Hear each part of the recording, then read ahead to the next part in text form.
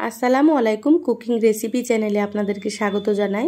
আজ আপনাদের সঙ্গে শেয়ার করব সেদ্ধ আলুর মধ্যে একটা ডিম দিয়ে খুবই সুন্দর একটা রেসিপি। এই রেসিপিটা খেতে ভীষণ ভালো হয়, তো অবশ্যই আপনারা স্কিপ না করে পুরো রেসিপিটা দেখে নেবেন।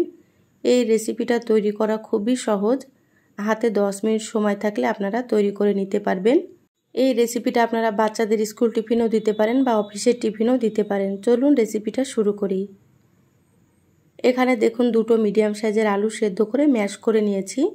এখানে আমি দুটো আলু নিয়েছি, আমার পরিমাণ মতো, আপনারা আপনাদের পরিমাণ মতো নিয়ে নেবেন। আপনারা বেশি করে তৈরি করলে আলুর পরিমাণও বাড়িয়ে নিতে হবে। এবার আমি এখানে দিয়ে দিচ্ছি একটা ডিম। তো আমি এখানে যতটা তৈরি করব একটা ডিম দিলে হয়ে যাবে। আপনারা যদি বেশি তৈরি করেন তাহলে ডিমের পরিমাণও বাড়িয়ে দিতে হবে, তাহলেই কিন্তু খেতে বেশি ভালো লাগবে। এবার আমি দিয়ে দিচ্ছি হাফ চা চামচ লবণ আর দিয়ে দিচ্ছি এখানে হাফ চা চামচ চিলি ফ্লেক্স। আপনারা চাইলে চিলি ফ্লেক্সের পরিবর্তে এখানে মরিচ গুঁড়ো ব্যবহার করতে পারেন। এবার আমি এখানে দিয়ে দিচ্ছি 1 কাপ ময়দা। আপনারা চাইলে এটা আটা দিয়েও কিন্তু তৈরি করে নিতে পারেন। এবার আমি হাত দিয়ে খুব ভালোভাবে এটা মেখে নেব। খুব ভালোভাবে মেখে নিতে হবে। যারা ভিডিওটি ইউটিউব থেকে দেখছেন প্লিজ চ্যানেলটা সাবস্ক্রাইব করে চ্যানেলের সাথেই থাকবেন, বেল বাটন অন করে রাখবেন, তাতে করে আমি যখনই ভিডিও আপলোড করব আপনারা সবার আগে নোটিফিকেশান পেয়ে যাবেন। যারা ফেসবুক পেজ থেকে ভিডিওটি দেখছেন প্লিজ একটা লাইক দিয়ে পেজটা ফলো করে রাখবেন। আমার ফেসবুক পেজের নাম হচ্ছে রেসিপি বাই বিউটি। দেখুন একটা ডো তৈরি করে নিয়েছি।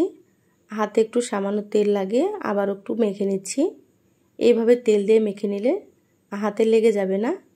আর এখানে আমি পানি ছাড়াই কিন্তু মেখে নিয়েছি। দেখুন ডোটা এরকম একটু নরম করে তৈরি করে নিতে হবে, তাহলে রেসিপিটা খুবই ভালো হবে। আমরা যেমন লুচি বানাই তার থেকে একটু নরম হয়েছে। এবার আমি লেচিগুলো কেটে নিচ্ছি। এখানে আমি একটু বড় সাইজের করে লেচি কেটে নিচ্ছি।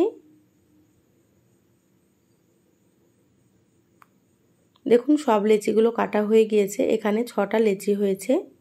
দেখুন এরকম বড় করে কেটে নেবেন আপনারা। এবার একটা লেচি নিয়ে সুন্দর করে হাতে গোল করে নিচ্ছি। দেখুন এবার সামান্য ময়দা দিয়ে বেলে নেব। এখানে অবশ্যই একটু ময়দা দিয়ে বেলে নিতে হবে, না হলে কিন্তু লেগে যাবে। দেখুন যেহেতু ময়দাটা নরম আছে আর আলু দিয়ে বানানো, সেজন্য এখানে অল্প ময়দা দিয়ে আপনারা বেলে নেবেন। দেখুন এইভাবে ঘুরিয়ে ঘুরিয়ে আমি বেলে নিচ্ছি। দেখুন বেলা হয়ে গিয়েছে, আমি হালকা মোটা রেখে বেলে নিয়েছি। এইভাবে একটু মোটা রেখে বেলে নিতে হবে। এটা আমি রেখে দিচ্ছি।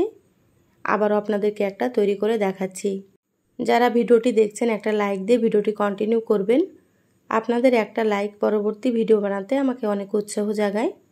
দেখুন এই পরোটাটাও বেলা হয়ে গিয়েছে, আমি রেখে দিচ্ছি। তো এই পরোটাগুলো আপনারা একটার উপরে একটা রাখবেন না, আলাদা আলাদা জায়গায় রাখবেন, না হলে কিন্তু লেগে যাবে।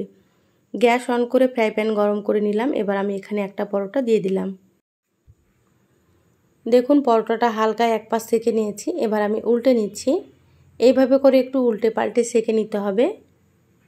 আমার চ্যানেলে আরও অনেক রেসিপি আছে, চাইলে আপনারা রেসিপিগুলো দেখে আসতে পারেন। কিছু রেসিপির লিঙ্ক আমি আই বাটনে দিয়ে দেবো, আপনারা সেখান থেকেও দেখে নিতে পারেন। দেখবেন রেসিপিগুলো ভালো লাগবে। দেখুন সুন্দর করে উল্টে পাল্টে একটু সেঁকে নিলাম। এবার আমি এখানে দিয়ে দিচ্ছি 1 চামচ মতো সাদা তেল। তেলটা খুব ভালোভাবে একটু ছড়িয়ে নিচ্ছি।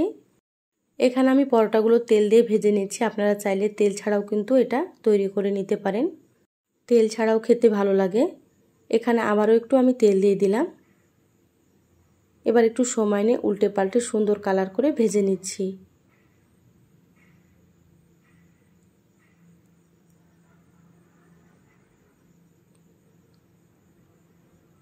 দেখুন এই পরোটাটা ভাজা হয়ে গিয়েছে। এবার আমি তুলে নিচ্ছি। দেখুন কতটা সুন্দর হয়েছে। আবারও আপনাদেরকে একটা আমি ভেজে দেখাচ্ছি। প্রথমে একটা পরোটা দিয়ে সুন্দর করে উল্টে পাল্টে একটু সেঁকে নিতে হবে, তারপরে কিন্তু তেল দিতে হবে। আপনারা তো আলু পরোটা অনেক রকমভাবে খেয়েছেন, এইভাবে একবার ডিম দিয়ে আলু পরোটা খেয়ে দেখবেন, খেতে ভীষণ ভালো লাগবে। এই পরোটাগুলো এমনিতেও খেতে ভালো লাগে, আপনারা সস দিয়েও খেতে পারেন বা যে কোনো তরকারির সাথে আপনারা এই পরোটাগুলো খেতে পারেন। দেখুন এই পরোটাটা আমি সুন্দর করে উল্টে পাল্টে সেঁকে নিচ্ছি। একটু সময় নিয়ে চেপে চেপে সেঁকে নিলে কিন্তু খেতে বেশি ভালো লাগে। দেখুন এটাও ভাজা হয়ে গিয়েছে, এবার আমি তুলে নিচ্ছি। বাকি সবগুলো আমি একইভাবে ভেজে নিয়েছি। দেখুন পরোটাগুলো দেখতে কতটা সুন্দর হয়েছে, খেতে ভীষণ টেস্ট হয়। এবার আপনাদেরকে আমি একটা পরোটা ছিঁড়ে দেখাচ্ছি কতটা সুন্দর হয়েছে। দেখুন কতটা নরম তুলতুলে হয়েছে পরোটাটা। এই পরোটাগুলো বানিয়ে আপনারা বাচ্চাদের স্কুল টিফিনে, অফিসের টিফিনে বা সকালের ব্রেকফাস্টও আপনারা খেতে পারেন। এই সহজ রেসিপিটা আপনাদেরকে কেমন লাগলো অবশ্যই চ্যানেলের কমেন্ট বক্সে কমেন্ট করে জানাবেন। ভালো লাগলে একটা লাইক দিয়ে ভিডিওটা আপনারা শেয়ার করে দিবেন। সবাই অনেক বেশি ভালো থাকবেন, সুস্থ থাকবেন। দেখা হবে আবারও নতুন রেসিপিতে। ধন্যবাদ সবাইকে। আল্লাহ হাফেজ।